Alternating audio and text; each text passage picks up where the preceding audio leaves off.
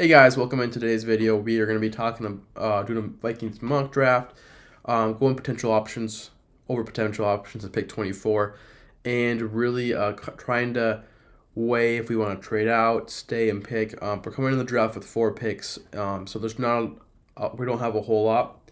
We don't got a lot of darts to throw at the board. So if we're picking with our 4 picks, we have to make sure that we're hitting on them and making really good selections because it leaves us with less margin of error. And just really addressing that and weighing in the benefits, the negatives of trading back or staying and picking and determining who, if we're going to pick a 24, what guys are worth staying there for. And so we're going to run through the mock drafts. I'm going to run over some people who I think we should target at 24. So, main thing coming into the offseason is the Vikings have really wanted to address both sides of the offensive line. So that's their defensive and offensive, and they've made that clear so far as they signed Ryan Kelly and Will Fries on the offensive line.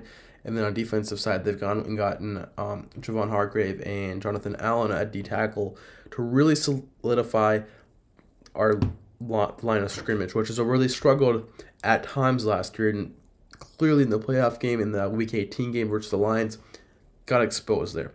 Kevin O'Connell talked about it. They went out, they did it, they addressed it, and I think going into the draft, I think we should continue to fortify those positions to try to solidify those lines because really in the NFL, the most impactful spot is the line of scrimmage and how either you can see it with the Philadelphia Eagles this year, their offensive line is phenomenal as well as their defensive line.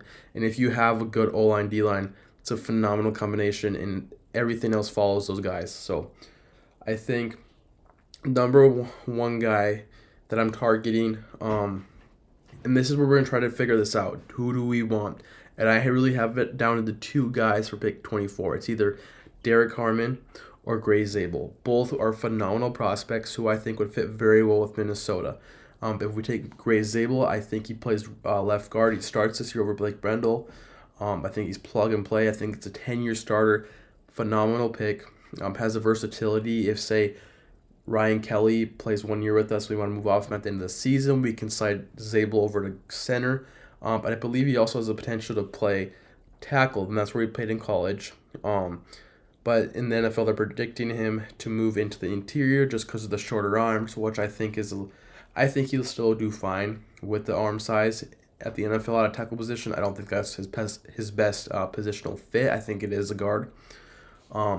But I really like the potential of adding Gray Zabel to the offensive line. He's athletic, he moves well, he does well in pass protection and run game, so that'd be a great fit. And then the other guy being Derek Harmon, bringing in a defensive tackle. We already signed Javon Hargrave and Jonathan Allen. Both are older players, injury history, so counting on those guys isn't necessarily the safest option, but being that we have 2 guys who are really good, and then our depth as well isn't horrible. We have Harrison Phillips, who's played well in recent years, and then we also have Jalen Redmond, who came in last year and played a really good, strong role for us and did very well. I don't think he's quite a starter, but he's a good depth piece, and having him as our 5th or 6th guy would be a phenomenal testament to our depth, because that's a guy who could start a game for you and do well.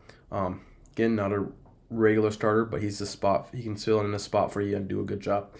So it really comes down to trying to figure out between those 2 who you want. And I think with Harmon, I think has the potential to be a Pro Bowl defensive tackle. He's got the pass rush ability. He's got the the ability to stop the run. And to see something like that, to see a defensive tackle that has both those and does those both at a high level, that's a guy to take with a very high pick.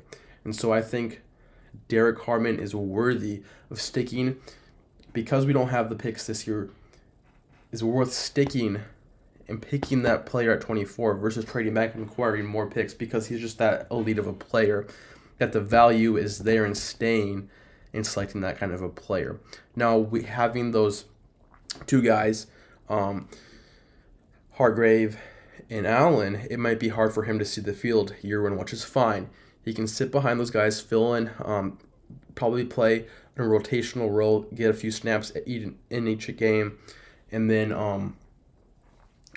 in year 2, we can move him into that starter role, and we have the ability to move off of either Allen or Hargrave, move off one of their contracts if we feel like we need to do that. We have the ability to do that, and then we have Derek Harmon in there to fill in for that role.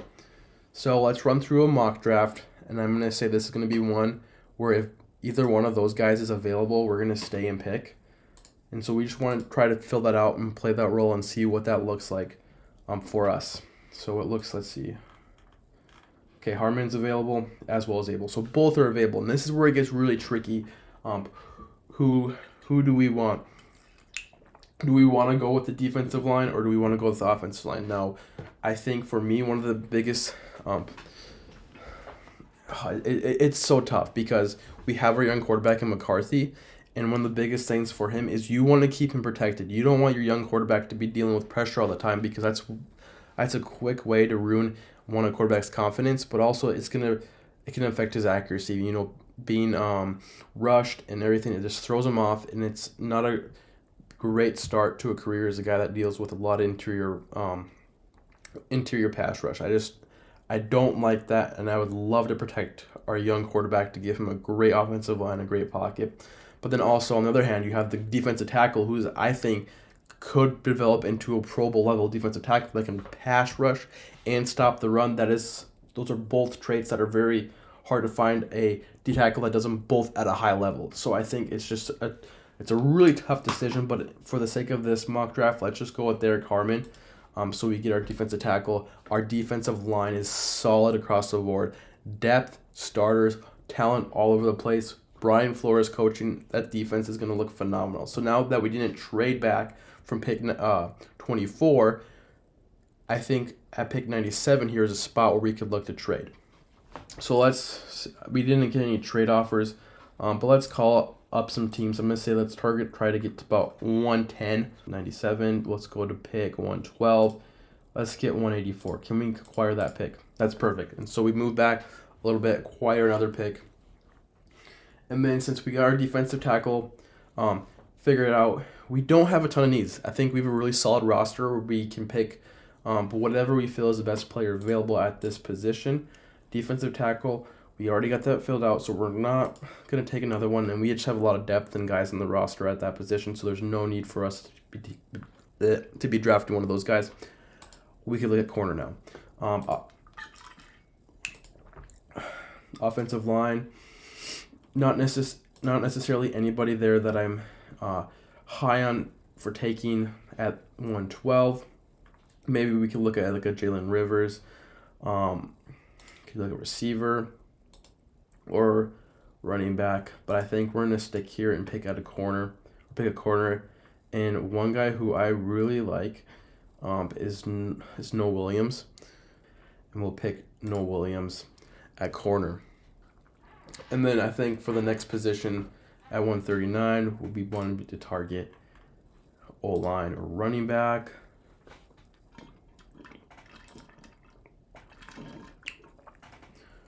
I think we can take Rivers. Rivers, I mean, he's a very versatile player. Can play all around. We can play him at tackle, so we can play that swing tackle role for us, or we can put him at guard. We'll take him and play him at guard. Brendel will be our starter for this year. But he has the potential to step in next year and then be a starter for us. So then we're going to look here. I think we do need some linebacker depth. What do we have available for linebackers? I think we can look at Cody Lindenberg. Receivers, what do we got? Okay. Nobody at receiver that's necessarily catching my eye that I love at this pick. What about running backs? Now, this is such a deep running back draft that I think that we could grab a guy at pick 184 that typically in most years would have gone a lot earlier. And there's just going to be a lot of value there. Now, we don't need a running back now that we have Aaron Jones and Jordan Mason. I mean, the guy that we draft this year is not going to get a lot of touches. But say if we move off of either one of Aaron or Jordan Mason after next year, he can be our RB2. And I like Taj Brooks. So let's take him there at 84 and then 87. We could use this is going to be our last pick, so we could use another receiver as our receiver depth for like the wide receiver 4 or 5 position. We need somebody there. We also need a tight end. But, let's explore trading back and trying to get 2 more picks. So we're probably gonna move back into the 7th round, and we're gonna want to look at somebody who has 2 picks in the 7th. Let's see. Let's call it Cowboys. The Cowboys have 2. So let's call it Dallas and say we'll give you 187. Let's say 211 and 247. We do that, perfect. So we move back, get 2 more picks in the 7th, so we have a chance to pick 2 more guys. And we're gonna take, let's see what's available at linebacker. Okay. And then safety, is anybody available at safety? You know who we'll take safety with our last pick. I have somebody in mind. Let's look at the tight ends. Anybody? Let's go with the tight end out of Nebraska. We do need a tight end 3. I've heard good things. The Vikings have met with him. Go with that tight end there. And then safety, another guy that the Vikings have met with. I've watched a little bit of his film. I love the potential he would have with a Brian Flores. I don't know. This guy might be someone who would go undrafted. But instead of risking not signing him or just taking with that pick, the 7th round pick, this is a guy who is a feisty player. He plays with his hair on fire. He can come down. He's a great tackler. He can come down and make those tackles at the line of scrimmage. He can play in coverage. So he's a safety with a lot of versatility there. And I think he fits perfectly into what Brian Flores does and in Brian Flores' safety. So we take him there at pick 247. So that's what the draft ends up looking like. We get 1 impact starter right there, a guy who will probably be our CB 4 or 5 this year, with the potential to move up to that, maybe like a second guy by year 2. Same thing with Rivers, more depth in the offensive line, could be a start, eventually develop into a starter. Brooks could be our RB2 in the future.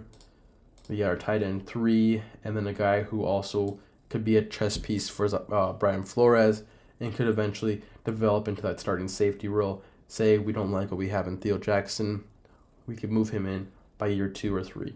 So guys, that is what we did today. We ran through the option of taking a D tackle and potentially what that gives the Vikings, what the team would look like. Let me know what you guys think down in the comments. I appreciate you guys checking out the video and make sure to subscribe. Appreciate it, guys.